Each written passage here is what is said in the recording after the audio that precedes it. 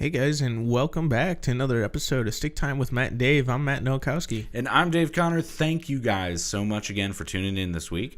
We did something unique this week, didn't we, Matt? Yeah, we actually did a little bit of live recording at a race. It was our first time ever, and it was pretty interesting, and did some interviews, and it was awesome. Not our first time at a race, our first time recording at a race. Exactly, yeah. We've been racing for a while, but no, doing a live interviews at a race was very first time. And it was really cool. We got to meet a lot of the local pilots, which we're kind of going to play them here after we intro it, I guess, a little bit.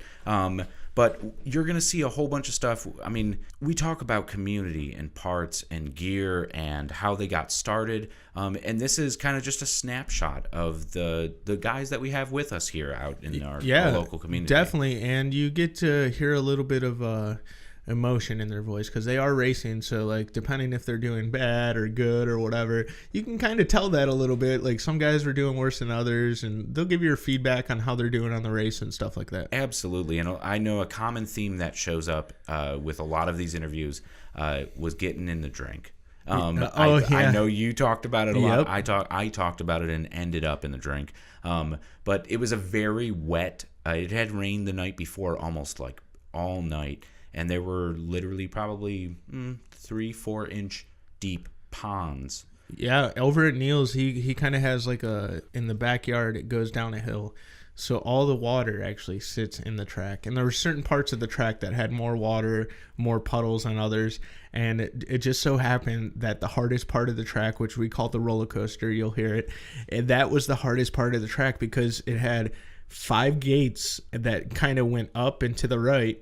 And then there was a puddle right at the end of that gate. So if you hit the last gate, you can spin off and go right into the puddle. Happened to me. Yeah. And it wasn't a puddle. I mean, like a pond. It was a small pond. Yes, exactly. And I mean, several of them. Before we get too far, I guess, you mentioned at Neil's.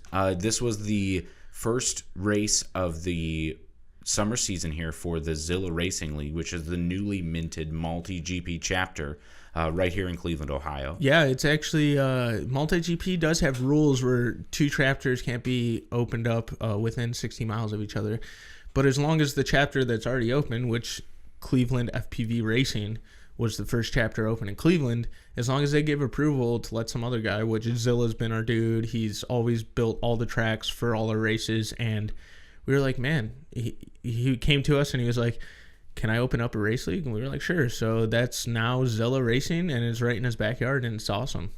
It's really awesome because he gets to set up a track and leave it up. Yeah. Which is, I mean, if you guys have set up a track before, you know how much is involved. I mean, it's an hour and a half, sometimes 2 hours before the race and another hour afterward to pick everything up. It's a pain in the butt, and organizers don't get enough credit sometimes, but they do a lot of work. Absolutely. And paid probably minuscule, if not at all. Like, sometimes they don't even take a cut of what they bring in per race. It goes right back into the league. And right back into more gates and flags and, I mean, prizes even for the league sometimes for championship races. So, I mean, those dues go a long way, which you'll find at a local race. Another thing you'll find at your local race is gates and flags. Yep. I mean, you got to have gates and flags to race.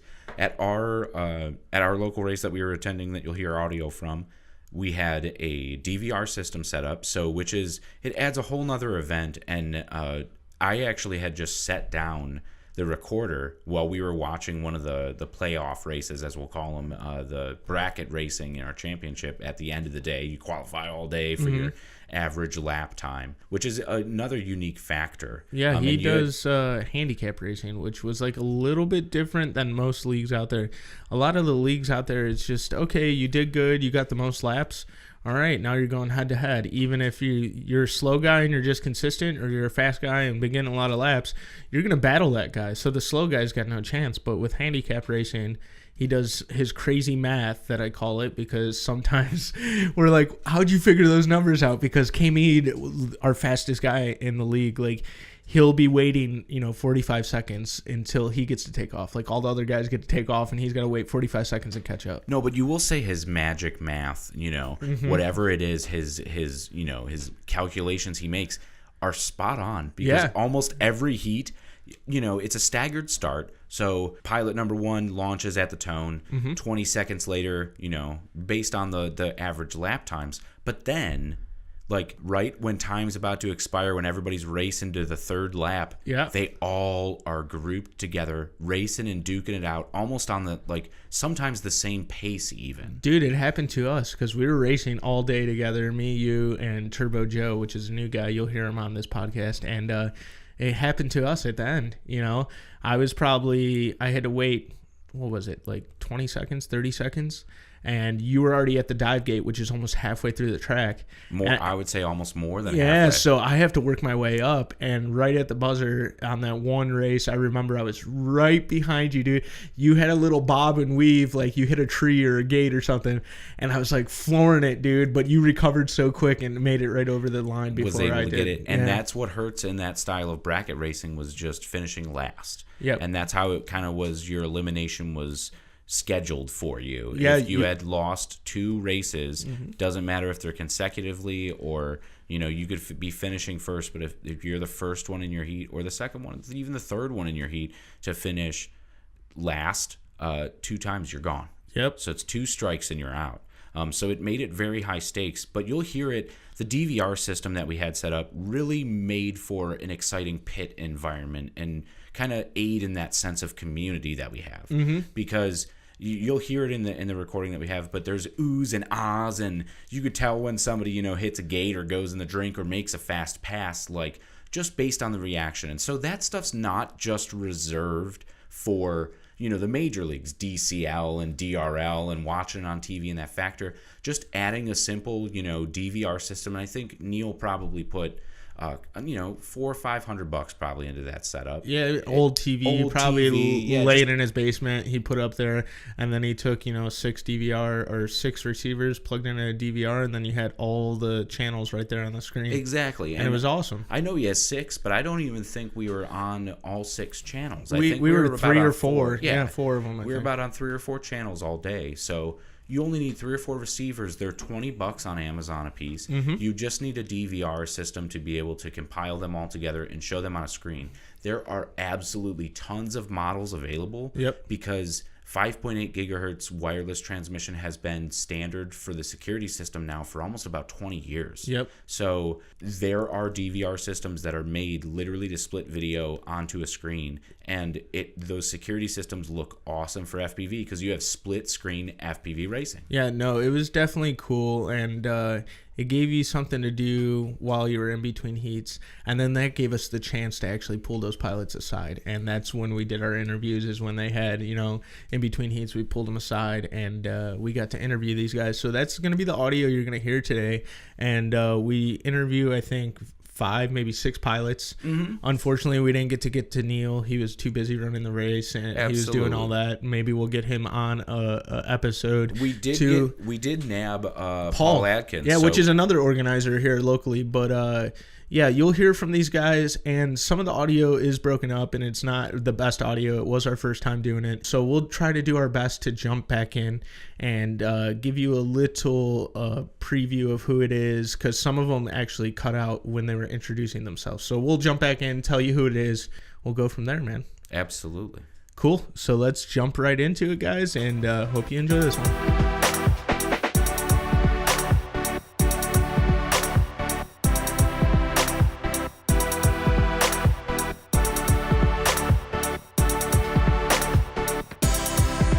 One of the first pilots that I talked to on the day is kind of new-ish to us. I know he's been hanging around in the micro league and racing with us for a while. He does a lot of freestyle. He does.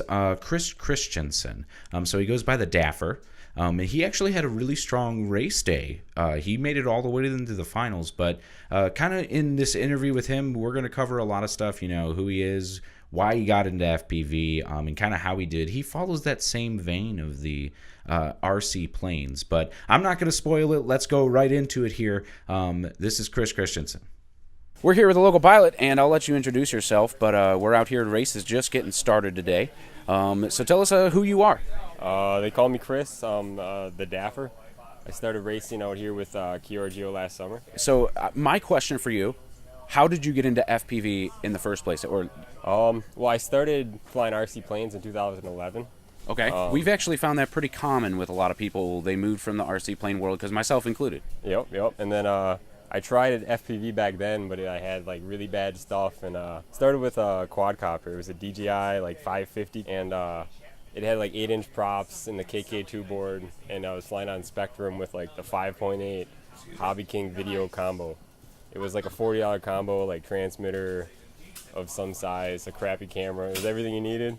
And then I had my daughter's headrest DVD player with like a cardboard thing around it As your goggles. for my ground station. Dude, that's resourceful, man. And I actually had like 2 really good flights until like I fail-safe behind some trees and fell like 200 feet. I'm like, it wasn't even that much fun.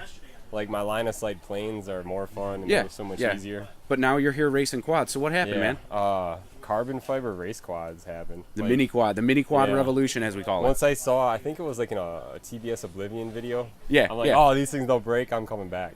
Yeah, because the old boom style and wood configurations and those big hexacopters even the that's DJI what mine ones. was, pretty much.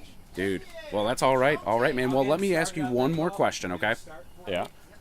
Why do you fly FPV? Well, the racing's pretty fun, but To I get guess the adrenaline pumping? Yeah, it's all about flying. Like I was a full-scale aircraft mechanic. Okay. I'm obsessed with airplanes, anything that flies. That's what got me into flying RC planes. So just the feeling of flight Yeah, and I getting mean, up there. It's like you're in it. There's no better way to describe it. And that's what we say about FPV too, man. Well, thanks so Yeah. much. Yeah. Good luck today thank as you, we Dave. start our races. Another pilot we got a chance to catch up with is our very near and dear friend Lonnie King. So he's our Cleveland FPV chapter organizer, and he talks on that a little bit. But it's really interesting to kind of hear his perspective, because he came in a little late-ish in the game, but he really, really, really improved very quickly by just being pushed. Yeah, you say late, but he was actually doing like Phantom stuff way when it first started. Like DJI stuff was coming out. He was out there. He was interviewed on the news, but FPV racing, he did come in a little later than us, me, Scott, a couple of the guys. And yeah, we do talk about his days in aerial photography, but it's interesting to hear his perspective, even from he just went down to the Mayhem team race, and he's going to talk about that in the interview, and those perspectives, and then trying to bring kind of that same feeling of that unique team racing style of racing right back here to Ohio. So I know he talked about a Battle of the Ohio kind of thing coming up, which is cool. Yeah, it's gonna be awesome. That's about all he actually spills to us. He's keeping a lot under keeping wraps. his secret, dude. But it should be really fun. We have some great chapters here in Ohio, and I know a lot of those communities are the same, which, he also talks about with like the national level, everybody, at these large gatherings, everybody knowing each other. But we're literally just recapping. Let's go right into it. Yes. King FPV, right? Yes. King FPV. So you just got back from that the Mayhem team race in New Orleans. Yeah, it was an experience to be amongst 64 of the top best pilots in the world. The best man. pilots. I saw him on Instagram. It was actually humbling to be teammates with these people and going out there and racing for 12 solid hours. So it was a lot of fun. That is an experience. You got something coming up for us here. You're trying to put together a nice team race, aren't you? Yeah, Fremont Speedways wants us out again to race some drones all day and then race some cars at night. So we're gonna put something together to make it to where maybe some possible sponsorship money, make a big deal of it. And I think it's gonna be a big event for Man, Cleveland I'm FPV. really looking forward to that. So we've been going around asking pilots questions all day. Yep. So number one, the hot topic: did you stay out of the drink? No. Everybody's ended up in a puddle here, me included. So you're joining the club. Yeah, my Success Squad hit that carousel gate. The or last it's last crazy. gate on the roller coaster is roller what got coaster. me. It got you. It got Uric. I've seen it get everybody. I dried out, but I still got black videos, scrolling videos, so it's either camera or VTX. Camera or VTX going. Yeah. I was fortunate enough mine dried out and ended up being A-okay. Nice. But kind of to start, what got you into FPV? I was real big into drones when they first came out, like 2009, 2010. I've seen it. I wanted to be part of aviation. 2011, I got my first actual drone. It was the Parrot AR drone. Okay, yeah. Came out like November of 2011. So Yeah. spent the $400 to $500 to get it, be the first one to get it. And, I lost it like usual, as most people do with their first drones, and kind of went from there. I figured out how to repair them and replace them and build them. And that's kind of where it started with that. And then to the DJI brand. So I ran the DJI brand for about 3-4 years. So aerial photography. Yeah. That was pre probably the carbon fiber mini quad days. Yes. So I was always fascinated with flight, and the DJI just gives you that look that you can't see upon anything else. Oh, It's awesome. absolutely. Yeah. So you did that. What made you get in? What did you see that got you into into drone racing? So I found these guys. So I seen a video made by Chad Nowak, if you know who that is. Roto Riot. Yeah. Chad Nowak. He had a video called Hawaii Balls. So flying down a cliffside mountain on Hawaii, FPV, just blew my mind. You could fly a drone that way. So I got into it, started looking around and watching videos on the internet, ran across Roto Riot, and then ran across Captain Uno from Cleveland, the one-armed pilot. So happens to be that my uncle was actually an RC all of his life, but is the one-armed bandit. So it's the same similar scenario, but racing RC cars. That's very unique then to find here locally. Yeah, so I'm like, man, I got to check these guys out. And then I seen a video from Sidewinder. It was him just flying around the park, just cruising around the park. I'm like, that is the coolest thing. I got to message this guy. So you see it in your city and get involved. So you got involved with the community because that's, I think, kind of what the direction that we're following this episode is community, because we are here talking to our community, and you've heard even from what you've said how everybody worked into each other's lives in some way. It's so deep that do you find other chapters, like when you went down to New Orleans and seeing those teams of, say, Heart of America and stuff, do they have a very similar sense of community? Oh, absolutely. I would say that you would see if you went to, well, you're in Vegas, like Yeah, the people absolutely. that are there know everybody. Everybody that's there knows everybody. We're all friends. Yep. There might be that one person, guy or girl, that causes problems, but it may be that. But it's everybody knows everybody, and it's a big family. I mean, in New Orleans, I was at a restaurant with a bunch of people I didn't know. But They're then like, you do know them. they're Yeah, like, that's who the wants to same go to thing. Bourbon Street? I'm like, of course I do. So we met all these other drone pilots from all around And that's the how world. you do. You said even Scully was out. A lot of people were out, but that's how you make a lot of those friendships. So why do you fly FPV? It's the adrenaline rush of racing without putting your body at harm. Okay. Like I was big into motorcycles, dirt bikes, anything that goes There fast. is the planes, risk of bodily injury with all of that, skydiving, and very serious or fatal bodily injury as well. So FPV just kind of gives you that rush of like you're a superhero, flying and go wherever you want. But racing is the competition that I like. And that you get that adrenaline rush, and I will attest to that as well. So what goals do you set for yourself? What's next for King? So Yeah, first year obviously flying, it was just to beat. My goal in our group was to beat Robert, Captain Uno. I just wanted to beat Rob. He beat me every single race. I beat him once, and then the second season came along, and I'm like, I want to qualify for nationals. So I did not qualify for nationals my first actual year of racing. So Okay. I was actually bummed out about that. Nor did I. I did so. It really pushed me to actually practice and to fly multiple times a week and just really get into it to where I could be competitive. But then my goal was to make it to nationals last year. Absolutely, And make it to that DRL tryout. Yeah. And then this year is going to be in the top percentage. My goal is to be at least the top 50%. The top, the fast 56 or so. Yeah, I need to be That's in where that you final wanna- racing, and that's where I think. Well, that's at the end of this awesome. year. I see us motion, and we're going on to our next heat, and you're up, buddy. So Sweet. on the line, thank you so much. Thank you so much. King FPV, and good luck today, sir. All right, thank you. Get it. All right, this next guy right here we interviewed is Russell Jones. He goes by actually 2 pilot handles, which is a little weird for some people. Super weird. Yeah, but I know him as Jonesy, but he recently just started going by Rasta Racer as well. He's been with you guys for a while because I know he was already in the group chat when Yep. I started, joining you guys. Yeah, he's been definitely he's been doing freestyle. Now he's doing racing, and a big thing he mentioned in his interview, friendship and fellowship, which is a common theme throughout all these interviews. And absolutely, he did. And I was right behind you guys in this interview because I was going to pull you because we were on the next heat. Yeah, gonna be I remember Matt, that. Matt, we're up. You guys were talking about the community and kind of the push to get better. But also, I think the interesting fact is that he's also trying to actively promote that by helping out Neil with the Zilla Racing League. Yeah, he actually he's doing a little video recording for him. Yeah, like a doing little vlog series. vlog series on the Zilla Racing, which is pretty awesome. But before we tell you too much about that, Yeah, let's yeah, just we're have spoiling him. it. Yeah, we're spoiling it. Let's just have him tell you about it, and here he is. All right, man. I'm here with my man Russell. What's your pilot handle? It's Jonesy. It depends on who I'm racing for. I have 2. Oh, do you have 2? I didn't know that. What's Yeah. your second one? Rasta Racer. Oh, Rasta Racer. Nice, man. So you just went up. How'd it feel? It felt pretty good. I wasn't going up in my race quad though. I was just getting some GoPro footage. So I Nice was little flying HD footage for you. Yeah, trying to shoot the other fellas. Unfortunately, though, I just caused the midair instead. I saw that. That was between you and Drew Racer. I wasn't think it was. Yeah, Yeah, that's and what I hear. I think Drew Racer kept flying, but you went down though. Unfortunately, I got right? back up. Oh, okay, cool. I'm flying a race flight, freestyle quad. So it takes a minute to turtle. Well, it doesn't take very long. I just didn't know how. So I was figuring it out for the first time. Gotcha. And it worked like a beaut, let me tell you. Nice, man. So, a couple other questions here. What got you into racing? Like, how'd you get started in all this FPV crazy stuff? I think like a lot of other people, like YouTube videos, and I met one or two other guys that flew FPV. But I met so many people in the community that race, Yeah.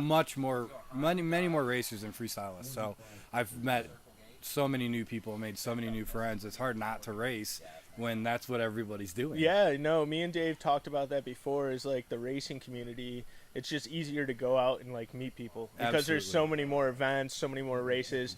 Freestyle guys, you kind of have to find them online and see where they're flying, try to meet up. But at least on a racing like multi-GP like this, you help Neil with Team Lizard Racing. Right. So you get to put a race up on the website. Everybody knows about it, and people come out and fly, which is super awesome. You know. Yeah, it definitely keeps me much more involved. I mean, we don't have many freestylist groups out here, so yeah, Neil's given me some responsibility for Team Lizard Racing, which I'm grateful of. It helps me feel like I'm part of the community, Nice, and man. gives me something to do. And I like event type of stuff. Anyways, that's what I do for a living. so. Yeah, dude, it's definitely sick. I'm glad Neil got this up and going. I'm glad you're helping him out. Definitely, Yeah. I know he needs the help. He can't do it all himself, you know. Well, it's a pleasure. I really enjoy it. Yeah, definitely. And but what's your favorite thing about racing? Like just the community, or like do you like going through gates, ripping it through there, going fast? What's your favorite thing? I definitely first and foremost for the community, for the friendships, for the fellowship. But there's that moment that you always have more than once sometimes, where you just get so excited because of a gap you hit or something that makes you and anyone else that's watching you start screaming and yelling, and that's what I think we all live for, really. Dude, I love it. Yeah, you just get that perfect line and you string two gates together and you're just like, how did you do that? Happens, You know? and, you feel like you're going next level, and you know, all of us are always trying to get better and like work off of each other to make each other better. Yeah, it definitely, you know, we push each other. Exactly, and that's what makes it fun. Yep. Well, thanks, Rasta. What was it? Rasta Racer. Rasta Racer or Jonesy. Yeah. So definitely, thanks, Russell, and good luck today, man. All right, thanks. This interview is really unique because Joe, like we said before, is a new pilot to our community. Very new. And We just met him, so hearing how he kind of feels so welcomed and invited into our community is incredible. So let's just go ahead and you could hear right from Joe. I'm Turbo Joe, just local pilot pretty much from Youngstown, Ohio. It's my first actual multi-GP race. So you're fairly new. You've been flying, how long you been flying quads for? I've been flying 2.5 years altogether, racing for just under a year. And I've heard you mentioning freestyle. Yeah. You're mainly freestyle. So this is your first foray into racing. Well, I did a little bit of local racing last year at a local park. Just some friends setting up gates, nothing fancy. But No timing system, DVR. There or was anything actually going a timing system, no DVR though. But it was really fun, and I liked it, so I decided over the winter to build a purpose-built race quad, and now I'm here. So what attracted you to mini quads, race quads, freestyle quads in the first place? Actually, one of my really good friends came over to my house one night with a tiny whoop, like, man, you have to see this thing, and I just fell in love with it. So you started on a whoop? Yeah, started on a whoop. Didn't have a lot of success on those, but pretty much just went to a Blade Conspiracy 220 after that. Yeah. Which I loved at the time because it flew great to me. I didn't know any better, but pretty quickly outgrew that. Built a Schizo and Hyperlow and a couple other frames, and just did freestyle. The bug hit you, and the bug hit you hard. It hit me really good. Yeah, I have a lot of money into this. I think we all do. How does this compare to the freestyle feeling? Is it a little bit more fun than the flippy doos, or? Well, I'd say right now I'm having more fun with with racing, but I always love freestyle. I always go back Yeah, to it. it's always easy to go back to it. And Oh yeah, it's always fun just to, even when you're out race practicing, get in a freestyle pack. I do it myself, man. Yeah. Backyard. It's like Yep. it's like the drink you have after work. Either side of it, racing or freestyle. I Yeah, love the them nice both. way to relax or have fun or hang out with your buddies, and that's kind of what our episode's focused on. So the community, and you being new to our community, what do you think? Oh man, I love it. Everybody here has been great. They've been so inviting. It's a super challenging course, so everybody. It is a little difficult, yes, today. Yeah, so it's just been great. Everybody's kind of beating each other up. Making fun of everybody who's ending up in the drink. So. Absolutely. Have you avoided it today? I have narrowly. All right, we're gonna knock on wood here Yeah, before we start our next heat. I think that's Because wood, we but- absolutely need to do. They're calling the heats here now, man. So we're gonna get going. Thanks for talking to us, man. Turbo Joe. Thanks for Entering having the racing world. Now, our next interview here is, we've talked about him before, Paul Adkins. Almost every episode he's been in, probably. Yeah, And he doesn't know it. He doesn't know it. Unless he listens to us. Unless Paul Atkins, you better be listening to us. Paul is literally, he's a saint and a savant in FPV racing because he even gets tapped on it. He's run national races and Buffalo Bando. He gets tapped by the big leagues to run races because he runs them so good. So we're very fortunate to have him here, right locally. here locally, and he runs our races. He even helps with the Zilla race that we were at, running the table, keeping people on time.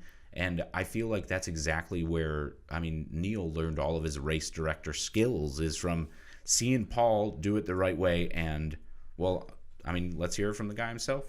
I'm Paul Adkins. My handle's Seeker for MultiGP and about any other gaming place that I do. How did you get into FPV? I know you're a guy who flew fixed wings. Yeah. And it seems kind of like a common theme for a lot of us being into fixed wing and then moving into the quad space. Is that kind of what the natural progression that you followed as well? Yeah, I flew airplanes since '81. I picked up helicopters about 20 years ago, and then a guy brought a race quad out one day and said, "Hey, they're going to start racing these," and it was like, "Cool, let's do it." The mini quad revolution, that was probably right around then, because I know you've been in it for a while. You've been running. Your chapter in MultiGP is the Quad Racing Group of Ohio. Yep. But I know even at national MultiGP events, they tap you to run races because you do it so well. Yeah, they've tapped me a few times. I run the world class track at the IO for them every year. I ran the Nats for him 2 years ago, and with Joe, right? Scully, of course. Yeah, of course, yes. He's the man, no doubt the man. But yeah, I run the flight line for him, and I enjoy it. And you did Buffalo Bando last year as well? Yep, did that last year. I'm going to do that this year, too. That's in August. We'll be doing that this year. Perfect, yeah. I know a lot of people are looking forward to that. That was kind of like one of the first premier events of last year. Yeah, that was a good one, too. So how are you doing today? That's the real question. We'll get down to brass tacks. How are you doing out here in this mud pit that we call a track? It's really wet out there. Yeah. Have you avoided going swimming? I've been wet today. Yeah. Okay, I was going to say way. knock on wood that you weren't going to go swimming, but you got to stay out of it because if you say no, I haven't went swimming yet, you're going to end up in. I just slowed down a little bit. Well, which is really I go from slow to really slow. Yeah. That's how we are too. I was just telling Matt about my last heat. Finding that bottom end of how slow is too slow. Exactly. And missing out on a lap put me a little too slow, but I've just been barely making the cut on that 3 lap, what everybody's hitting so far. So that's kind of where I'm trying to stay. Just getting that 3 lap, and when it goes down to our brackets, quote unquote, we're going to have a lot of fun. So I think a lot of people are going to get a lot more wet when we get to the brackets. Oh yeah, and muddy. There's a lot of dirty quads out here today, and I already see a few. Somebody's joined me over there on the chair drying out. Yeah, and we're watching here on the screen here at the Zilla headquarters. Zilla just buried himself into the start-finish gate. And he's hanging. Somebody's hanging in the tree. Yeah, that's Zilla. He's hanging in the gate. Just hanging right up there, hanging out at the start-finish gate. But guys, we're gonna loop back in. We're gonna watch some racing and get on the line here. But we are going to loop back in with all of our pilots here as we continue through the day. Paul, thank you so much, buddy. Thanks, I really man. appreciate it. Yeah. Absolutely. This next guy right here that we got a chance to talk to, he's definitely a character, and I love this guy. Like, he's one of my favorites. One of my favorite guys. Yeah, he's Michael Carroll, and he goes by the pilot handle Aviator. Because he's an aviator. Yeah, that's his background, man. He used to do air shows and that stunt planes. It's amazing the stuff he used to do in an actual aerobatic airplane. And he still owns airplanes now. I know he owns an ultralight and some kind of twin engine. Which is insanely cool, and I've been begging him to take me up. I'm gonna try to go, get my pilot's license. Yeah, and build dude, my hours. So I've asked him a lot of questions. We've talked a lot. I've been begging to get in his aircraft too, but he does talk a little bit about like inspiration and the community, which is a common theme in all these pilots, is how big and great the community is. And also landing in the drink, which everybody was doing it. Yeah, that was a common theme that's going to be brought up in a lot of these interviews, is landing in the drink. Yep. So let's jump right in and talk to Aviator about a little bit of FPV and adrenaline and how it relates to his aerobatic career. When I started flying FPV, I got hooked. That was like everybody gets the bug, I got hooked. Man. The adrenaline level, I couldn't resist. And and years before that, I did air shows, flying full-scale real planes, aerobatics. Now, how does it compare, the adrenaline rush, to you flying aerobatics? I know it's a little different, but it's different, but there's a lot of similarity when it comes to the adrenaline. Okay. Especially when it's competition, when you got our buddies, we're really tight, and we see them in the goggles, and we see somebody just pass you. You don't like to lose, like anybody. You just like see somebody go by. I gotta catch up. I can't stand it. But the adrenaline gets up. The ego gets in the way a little bit. Sometimes crash, but sometimes you keep up. Yeah, but it's fun, man. Yeah, it is. I enjoy hanging out with my friends, having you out there and seeing what you're doing, and we push each other a little bit, which is awesome. Yeah, when you guys push it, and I remember when I very first race. Mm-hmm. I couldn't get past the start gate. I hit the start gate 7 out of the 8 times. Yeah. And on the 8th and final round, I went through, and all you guys cheered me on. Everybody was cheering. Man. And that kept me going. When the camaraderie got it going, and it felt so good, I just kept on going. I tried to improve, put some gates up in my backyard, go through them a little more, a little better. I was in stabilized mode at the time, and then went into the air mode, and now you're racing with the best of us, man. You're keeping up. I love it, man. I try. You guys, inspire me. That's awesome. When I go there, and you guys, and your precision and your coolness and your stability and how you go through there. I try to mimic that the best I can, and you guys, like I said, you inspire me. I appreciate that, Aviator. Yeah. Now, how are you doing today? I know it's a little wet out there, and I see you over here. Yeah, I'm sitting over here by the fire. I was going to say, you guys can't see it right now, but we do have a propane tank with some heat, and Aviator's quad is sitting right in front of it. I was flying in this darn, we call it the roller coaster gates, and that last gate there where you have to hit a hard right to descend. And it clipped me, and I flipped me right down into a puddle. And unfortunately, it's the hardest part of the track, and it's got the biggest puddle, lake, basically, right there. Right on the right side of it. You don't want to crash to the right side of it. And what did I do? I hit to the right side of it, and it was upside down. My display, everything was fine, but my ESC said no can do. Yeah, and hopefully when it dries out, I think it'll be okay. Yeah. Dave had one earlier that same situation. He sat in front of the propane tank, let it dry out, and it ended up working. So I have faith that it'll get back in there. It just got a car wash right now. Exactly. To get some of that mud we had on there, but we were talking about conformal coating, and I think everybody should have in their inventory one quad that's fully conformal coated for this kind of scenario. Yeah, exactly. And I think I'll do that. I affectionately call this a junkyard dog because all my parts from my bin are on there. All these, you see different motors, they're all the same KV and everything else, but it just does not look pretty. It's a beater quad, a practice quad. Yeah, it is, and she flies actually really well. I'm very happy with it. But it's my last year's racer, and built it last minute over in regionals. Nice. And it's actually one of the number 16 of the Pyroflip special editions that they had. You got one of those. That's sick. Yeah, Sweet 16. Nice. Sweet 16. Very cool, man. The only thing that's original left on that's the base plate. But it's one of my favorite endearment heart quads. I really like it. I'll get it back in the air here shortly. Very cool, man. Well, good luck to you, and Thanks, I buddy. appreciate you I coming appreciate on, it. man. Oh, it's always a chore. Have a good one. Thanks, man. Yep. Now this next interview, it's a pretty big one, man. He's probably the most accomplished pilot that we have racing in our crew. We're going to get him on the show for a full in-studio sit-down episode because he does have a story to tell. And yeah, he's our boy Kevin Mead, man. K Mead, the K Mead Speed. And what's super cool about him is he's super humble, super quiet. He used to be really shy until we kind of opened him up a little bit. But that's the beauty of the FPV community, and making friends in something you're passionate about and a shared interest. It opens a lot of people up. Yeah, no, I agree 100%. And this guy is dedicated. When I say dedicated, he probably flies, I don't know, a bazillion packs a day. He's been to China racing. He's gone to nationals racing, placed 11th in nationals. He's done all this crazy stuff in a short amount of time. Yeah, specifically talking right here, the way he got into drones is incredible. So we'll just let him explain it. My mother had gotten me a drone for Christmas one year. Yeah, just like a little small $20 one. No previous RC experience at all? No. And so you're like, yeah, the drone, I'm into this. And then FPV comes along? Oh, and then I bought a DJI Phantom. So you went Phantom, and then you're stepping up. And then that's not quick enough. Where did the mini quads come in? Just YouTube. Looking at YouTube, seeing like, oh, you could start racing. I got to do that? Yeah. It was cool just seeing people just flying around trees and stuff, and then the racing started. And you're like, I got to do that. I think a lot of people have seen videos of your front yard or your backyard, however you want to call it. There's a lot of trees. You got some room, so that's predominantly where you practice, right? Yes. So setting up courses, running drills, what would you recommend to somebody trying to get to your level?